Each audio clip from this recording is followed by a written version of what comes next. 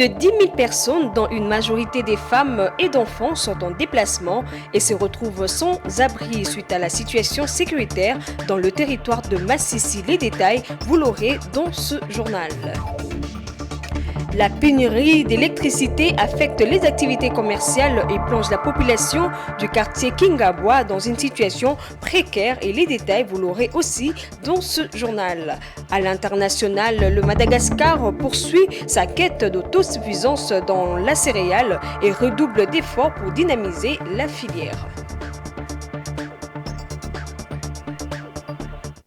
Madame, Monsieur, bonsoir, bienvenue dans ce journal. Il est déjà 19h à Kinshasa et 1 heure de plus dans la partie est du pays. Comme je l'ai annoncé au sommaire, parlons de la sécurité. La RDC tape du poing sur la table pour désapprouver les déclarations du fils du président Yoweri Museveni, par ailleurs chef d'état-major de l'armée ougandaise. Dans un contexte de tension entre la République démocratique du Congo et le Rwanda, le général Muhoozi Kainerugaba s'illustre souvent par des déclarations hostiles à la République démocratique du Congo. Si cela continue, la RDC tirera toutes les conséquences sur son partenariat et sa relation avec l'Ouganda, a prévenu la ministre des Affaires étrangères Thérèse Kaikwamba. Patrick Ilunga pour plus de détails. Désormais, la RDC exige de clarifications officielles et publiques de la part de l'Ouganda. Les déclarations du général Muhoozi sont particulièrement préoccupante tenant compte de l'ambition que les deux pays partagent en termes de leur partenariat et leur amitié. Nous avons été très clairs avec nos homologues ougandais sur le caractère inacceptable de ces déclarations. Nous avons été aussi très clairs sur le fait que si ces déclarations continuaient et s'il n'y avait pas de clarification officielle et publique par les autorités ougandaises sur le degré auquel le général Muhoozi, à travers ses communications, engage le gouvernement ougandais, nous allons aussi devoir reconsidérer notre partenariat et notre relation, a déclaré la ministre des Affaires étrangères Thérèse Kaikwamba. Les autorités congolaises en ont marre du fils Museveni qui se montre allié un jour, proche de l'ennemi un autre jour. Pour ces deux dernières déclarations, le général, chef d'état-major de l'armée ougandaise par ailleurs, avait menacé d'attaquer les mercenaires blancs actuellement en RDC selon lui. L'officier incriminé a fait cette déclaration quelques jours seulement avant de venir inspecter au Congo l'opération conjointe de l'armée ougandaise et l'armée congolaise. Quelques heures après la levée du bouclier des autorités congolaises, Muhoozi Kainerugaba désactive son compte X comme il avait fait en 2023 avant de revenir avec une nouvelle salve de polémique.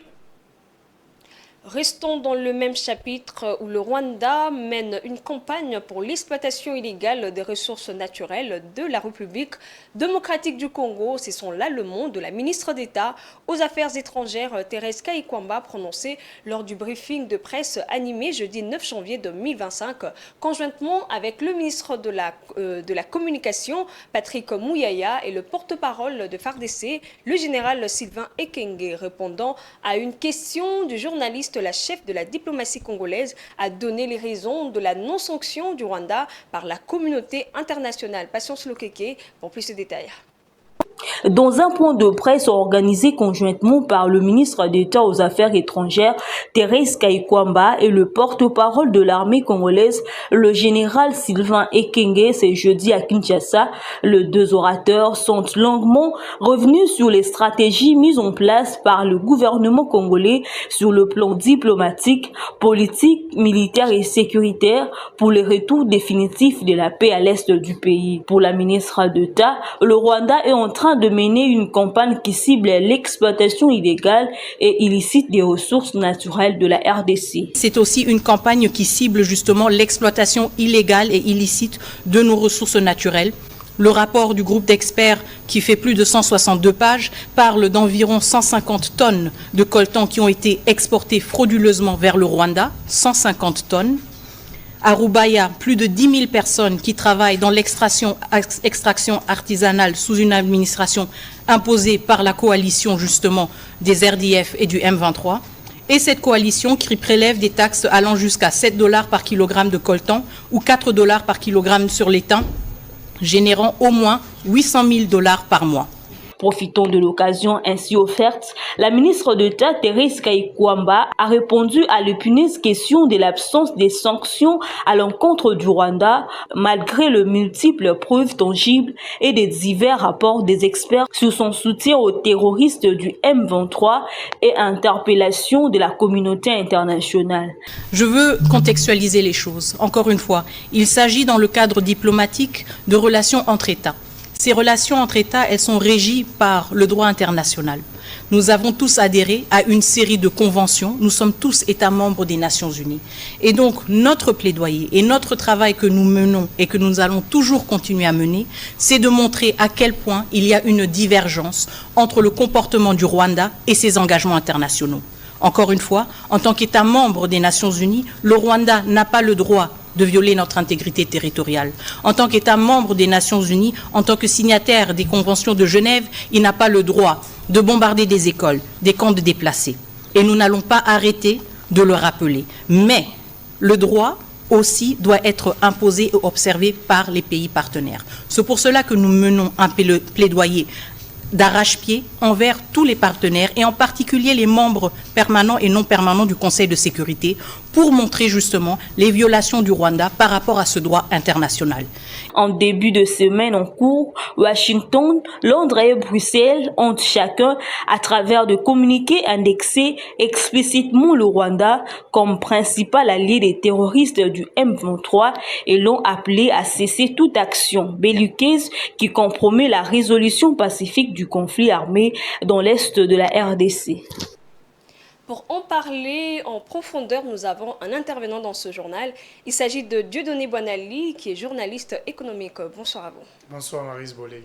Dieudonné Boinali, pouvons-nous dire que le processus de paix est enterré entre la RDC et le Rwanda? Non. Moi, je ne les conçois pas ainsi. Il faut encore donner la chance à la paix, Maryse Boleli. Il y a un adage qui dit qu'il ne faut jamais jeter l'enfant avec l'eau de son bain. Selon la ministre d'État, ministre des Affaires étrangères et francophonie, Thérèse Kaikwamba et Wagner, la RDC reste toujours engagée pour le retour d'une paix durable à l'est du pays, quels que soient les modus operandi qu'on va utiliser pour ramener la paix à l'est de la République. Ça peut passer par la solution diplomatique, ça peut passer par une solution politique, une solution aussi militaire n'est pas exclue. Kinshasa aussi a réaffirmé qu'il va tenir ses engagements et surtout il a salué les efforts entrepris par le président angolais Lourenço pour ramener les deux parties à la table des négociations pour la conclusion d'un accord de paix qui est très attendu des deux côtés. Voilà, qu'est-ce qui se cache derrière cette nouvelle guerre? N'est-ce pas le contrôle de sites miniers stratégiques? Oui, il ne faut pas avoir peur de l'avouer. La guerre à l'est de la République démocratique du Congo n'est pas une guerre de libération. C'est une guerre qui repose essentiellement, selon les divers rapports des éminents experts des Nations Unies, cette guerre repose essentiellement sur l'exploitation illicite des minéraux de la République démocratique du Congo, les plus prisés sur les marchés internationaux, dont la bourse de New York et la bourse de Londres. Nous citerons à titre exemplatif les coltans, l'or, et la cassitérite, bref, et les minéraux relevant de 3T et autres matières stratégiques telles que les cuivres, les cobaltes ou encore l'exploitation du bois rouge. Et si vous observez bien, l'occupation territoriale des groupes armés est calquée sur des carrés miniers dont dispose la République démocratique du Congo. C'est pour cela que vous voyez les positionnements même des forces négatives et de leurs appuis extérieurs. C'est surtout toujours autour des grands gisements miniers comme Rubaya. Vous avez Gungu qui a été récupéré par les forces loyalistes, Oui. et puis d'autres localités riches en minerais. Et dans ces zones, il n'y a pas d'industrie minière, c'est l'exploitation artisanale, Oui. qui y est effectuée à travers une main-d'œuvre abondante, bon marché, recruter des forces. Et vous avez suivi la ministre d'État, ministre des Affaires étrangères, qui a parlé de plus de 10 000 personnes travaillant dans ces sites miniers qu'il faut, au moment opportun, lorsque l'armée nationale va chasser l'ennemi hors état de nuit, récupérer toutes les localités, et dont la plus attendue est Bunagana, il n'y aura plus d'exploitation minière illicite. On va laisser la place à l'exploitation industrielle, comme on le voit dans les grands Katanga et au nord du pays avec Kibali. Voilà, merci beaucoup Dieudonné Bonali pour cette lumière. Merci aussi à vous pour votre invitation. On va continuer toujours dans la situation sécuritaire, cette fois-ci dans le territoire de Massissi, au Nord Kivu. C'est une situation qui demeure extrêmement préoccupante.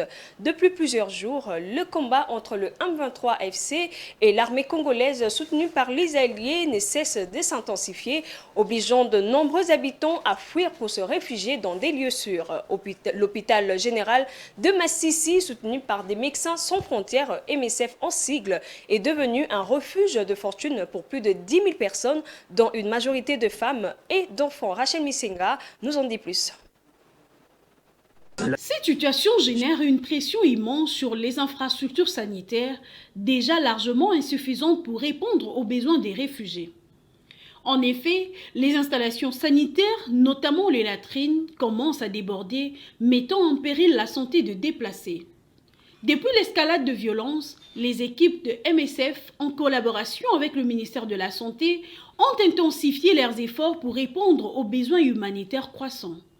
Entre le 2 janvier et ce jeudi matin, 77 blessés ont été pris en charge et les équipes médicales tentent non seulement de soigner les blessés, mais aussi de fournir de l'eau potable et de soins aux familles réfugiées dans l'hôpital.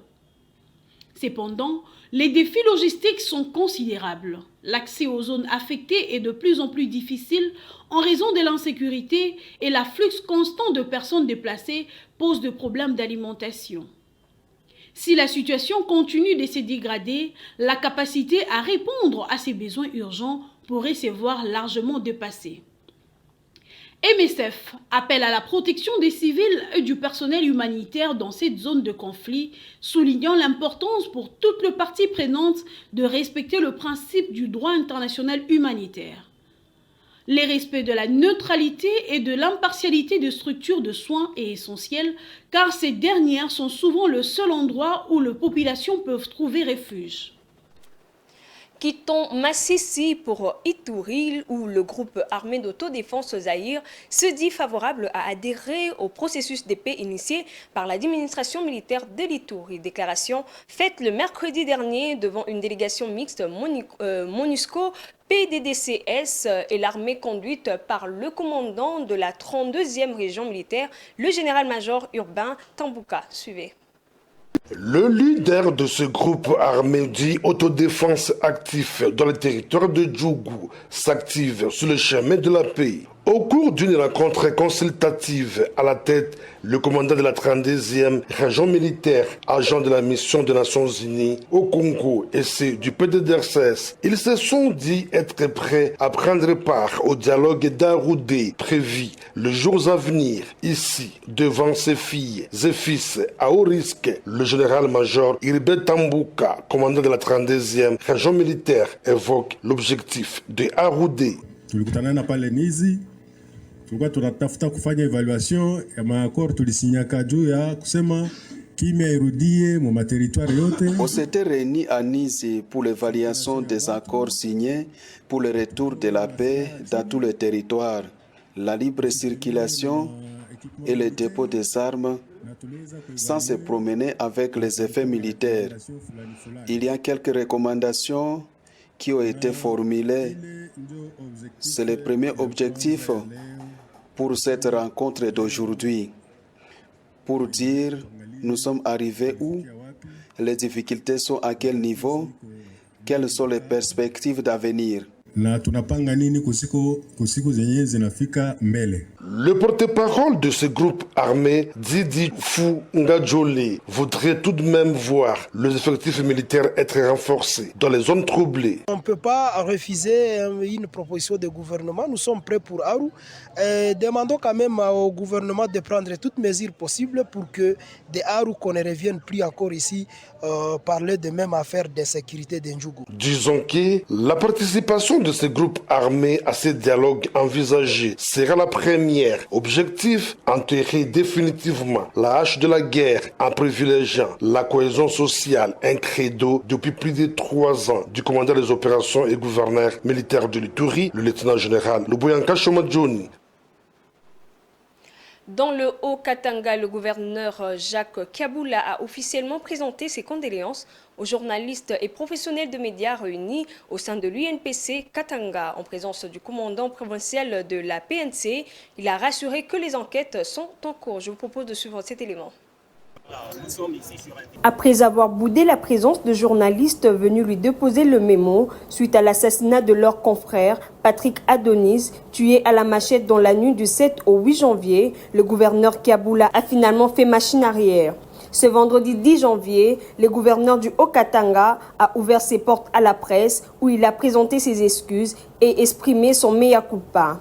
Devant les journalistes, le gouverneur a promis de poursuivre en justice les auteurs de l'assassinat de Patrick Adonis Numbibanze.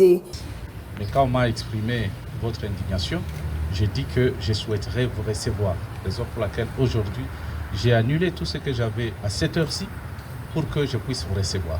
Vous recevoir, c'est premièrement pour vous dire que personne au jour d'aujourd'hui, surtout pas une autorité, ne peut ne pas compatir à la mort d'un journaliste comme Adonis, qui est mort dans des circonstances telles que vous l'avez tous vu. Une déclaration qui a apporté un certain soulagement aux journalistes qui attendent des réponses claires sur cette tragique affaire. Revenons à Kinshasa où les vendeurs qui occupaient illégalement les abords des avenues Bokassa et Kasavubu ont été délogés afin de libérer les voies de circulation pour les véhicules et les piétons. Cette opération vise à restaurer l'ordre et à faciliter la fluidité du trafic dans cette zone stratégique de la capitale. Plus de détails avec ce reportage de Francine Moukeba et Stani Samba. Les vendeurs qui occupaient illégalement les bords de l'avenue Bokassa et Kasavubu ont été délogés afin de libérer les voies de circulation pour les véhicules et les piétons. Cette opération vise à restaurer l'ordre et à faciliter la fluidité du trafic dans cette zone stratégique de la capitale. Cette opération d'évacuation de la voie publique est tout de même contestée par les marchands qui estiment n'avoir pas de place pour vendre.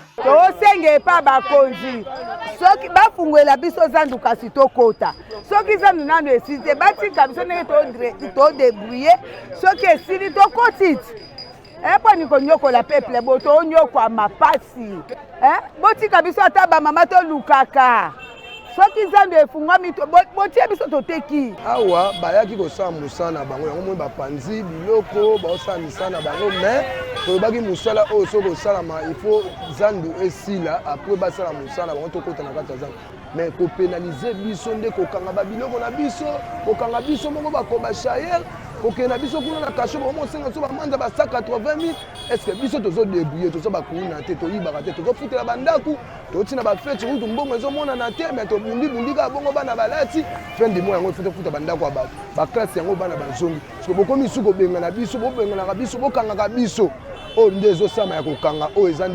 Dans ces mêmes ordres d'idées, l'avenue Ouganda dans la commune de la Gombi a été réhabilitée il y a 2 semaines, une satisfaction pour les riverains.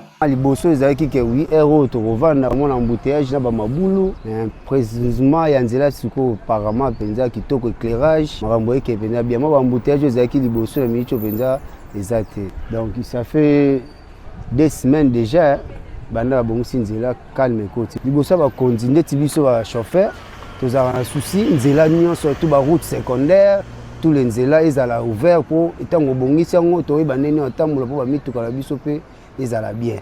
En plus du délogement, des travaux de curage des caniveaux et d'évacuation des immondices ont été lancés pour améliorer la propreté des avenues. Rappelant les propos du gouverneur Daniel Bumba, les vice-gouverneurs y affirment l'engagement de l'exécutif provincial à rendre Kinshasa une ville salubre, moderne et sécurisée. Restons toujours dans la capitale, dans le quartier Kingabwa, sans fil alimenté. La pénurie d'électricité ne se limite pas à un simple désagrément. Elle affecte profondément les activités commerciales et exacerbe le problème de sécurité, plongeant ainsi les habitants dans une situation précaire qui nécessite une attention urgente des autorités. Gigi Nende nous en dit plus. La commune de Limete, et plus particulièrement le quartier de Kingabwa sans fil, fait face à une pénurie d'électricité qui engendre des conséquences préoccupantes sur plusieurs aspects de la vie quotidienne des habitants. Cette situation ne se limite pas à un simple désagrément, elle impacte gravement les activités commerciales et accentue les problèmes d'insécurité dans le quartier.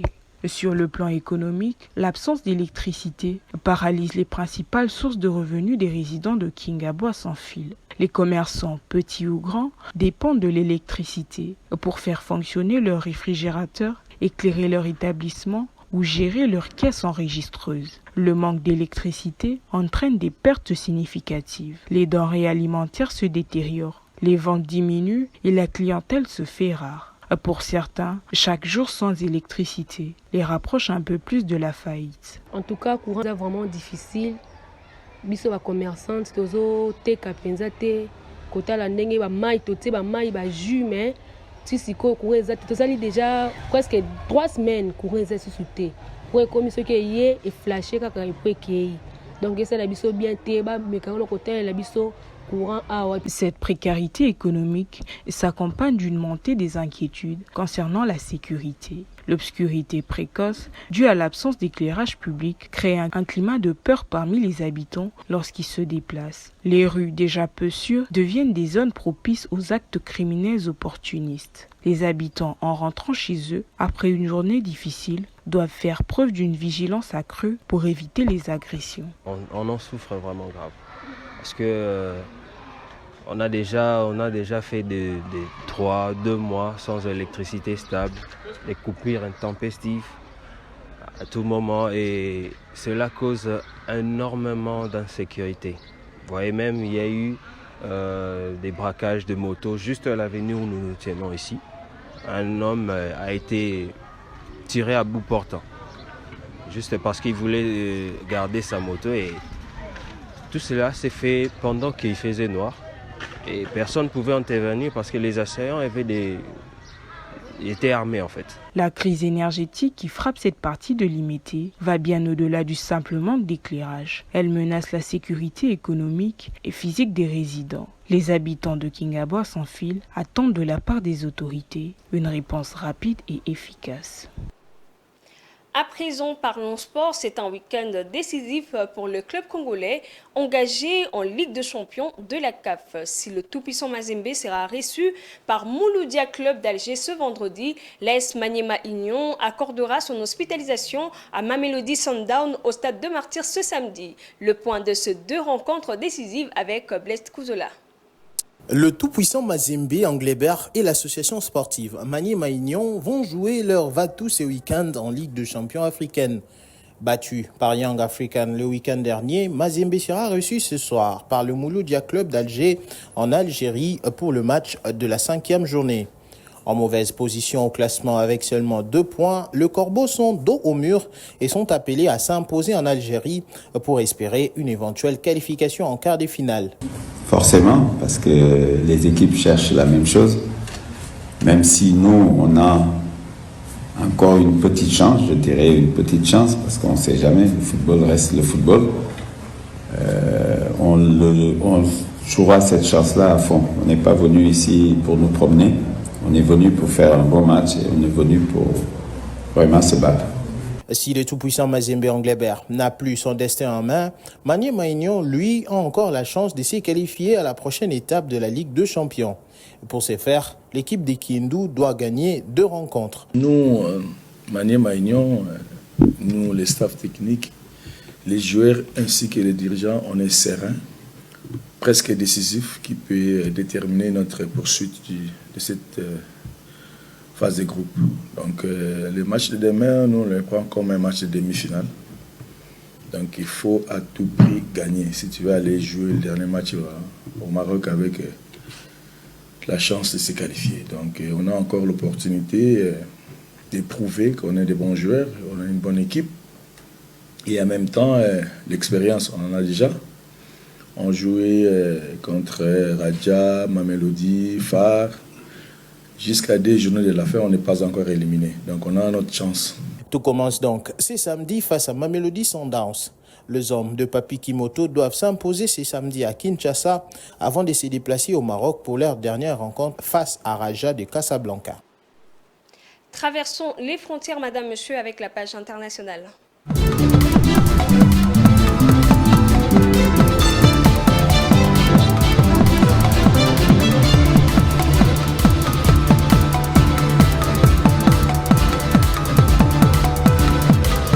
En Tanzanie, l'inflation a diminué de 3,3% en juillet 2023 à 3% en juillet 2024, de chiffres nettement inférieurs à l'objectif de 5% fixé par la Banque de Tanzanie. Au premier trimestre 2025, l'inflation en Tanzanie devrait rester faible et s'établir entre 3,1 et 4%. Suivez cet élément. Cette estimation est principalement attribuable à de réserves alimentaires suffisantes, à une stabilité du taux de change, à un approvisionnement en électricité fiable ainsi qu'à de prix modérés de matières premières mondiales, notamment le pétrole brut. Au cours du 4e trimestre 2024, l'inflation annuelle était autour de 3% en raison de politiques budgétaires et monétaires favorables et d'un approvisionnement alimentaire suffisant. Dans ces pays d'Afrique de l'Est, la croissance est restée résiliente, accompagnée d'une faible inflation. Cette dernière a baissé de 3,3% en juillet 2023 à 3% en juillet 2024, en dessous de l'objectif de 5% de la Banque de Tanzanie. L'institution a resserré sa politique monétaire pour équilibrer le marché de change selon la Banque mondiale. La Banque de Tanzanie demeure optimiste quant à l'avenir économique du pays. Le prévision pour 2025 projette une croissance d'environ 6%, portée par la production agricole, l'avancement de projets de construction, l'amélioration de transport et de la logistique, la fiabilité de l'approvisionnement en électricité et des politiques fiscales et monétaires favorables. Par ailleurs, le comité de politique monétaire a décidé de maintenir son taux directeur de 6% durant le premier trimestre 2025. Selon l'institution, les économies de la Tanzanie continentale et des Zanzibar ont affiché une solide performance en 2024 avec une trajectoire croissante démontrant la résilience et l'application efficace de politiques. Elle projette une croissance de 5,7% au 4e trimestre 2024. Troisième producteur africain de riz derrière le Nigeria et l'Égypte, Madagascar poursuit sa quête d'autosuffisance dans les céréales. Pour la campagne agricole 2024-2025, le gouvernement redouble d'efforts pour dynamiser la filière. En 2025, Madagascar ambitionne de cultiver 100 000 hectares supplémentaires de riz. Cette initiative vise notamment à augmenter la production des riz paddy de 25%, soit 1 million de tonnes de plus que la récolte de la campagne précédente. Cette prévision, si elle se réalise, permettra à la filière rizicole malgache d'accroître sa production de riz usiné qui était établie à 3,2 millions de tonnes en 2023-2024, d'après les données de la FAO, représentant environ 86% de besoins nationaux estimés à 3,7 millions de tonnes. Les autorités misent également sur le développement de la culture des riz hybrides capables d'offrir un rendement de 8,5 tonnes par hectare, soit un niveau de 3 fois supérieur à celui de variétés traditionnelles. La Grande Île prévoit de cultiver les riz hybrides sur 22 000 hectares répartis à travers 12 régions du pays cette année. Il faut rappeler que le gouvernement a annoncé en octobre dernier son intention de consacrer 122,7 millions de dollars à l'achat de semences des riz hybrides au profit des agriculteurs dans le cadre de son projet de loi des finances 2025. Une autre façon de vous informer, c'est avec différents journaux parus dans la ville de Kinshasa ce vendredi 10 janvier 2025. Place à la revue de presse.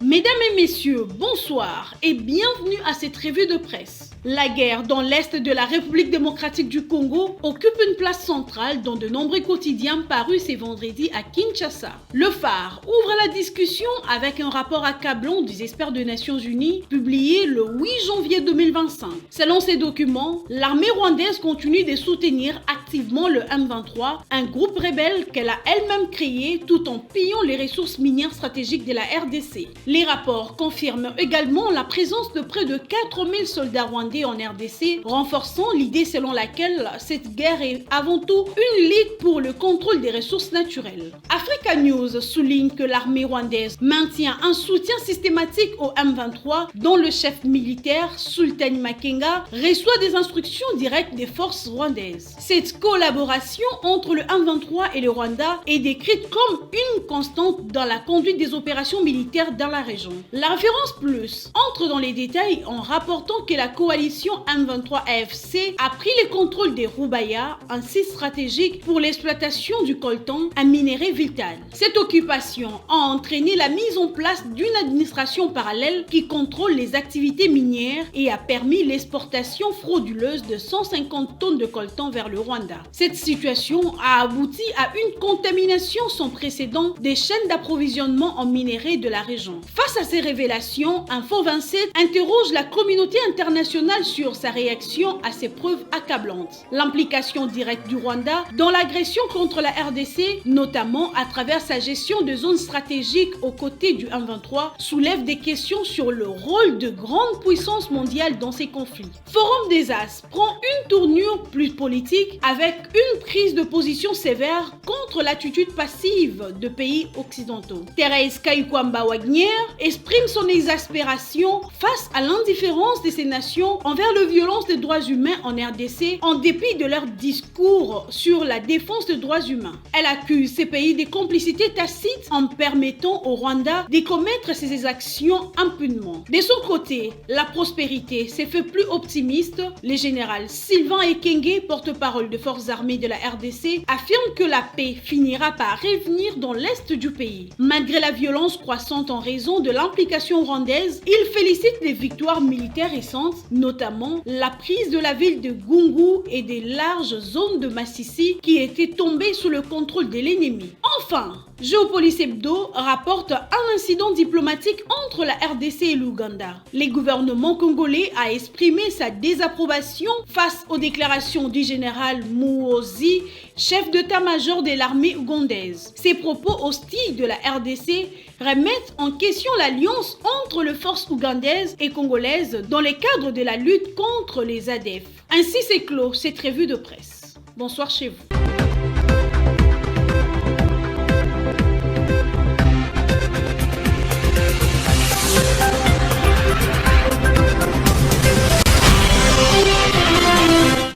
C'est la fin de ce journal, mais avant de vous quitter, voici le rappel de titres. Plus de 10 000 personnes, dont une majorité de femmes et d'enfants, sont en déplacement et se retrouvent sans abri suite à la situation sécuritaire dans le territoire de Massissi au Nord Kivu. À Kinshasa, la pénurie d'électricité affecte les activités commerciales et plonge la population du quartier Kingabwa dans la commune de Limete dans une situation précaire et celle-ci lance un cri d'alarme aux autorités. À l'international, le Madagascar poursuit sa quête d'autosuffisance dans le céréales et redouble d'efforts pour dynamiser la filière. Ce journal est complètement fini. Merci à vous de l'avoir suivi. Bonne suite de programme sur votre chaîne Géopolis Télévision. Portez-vous bien.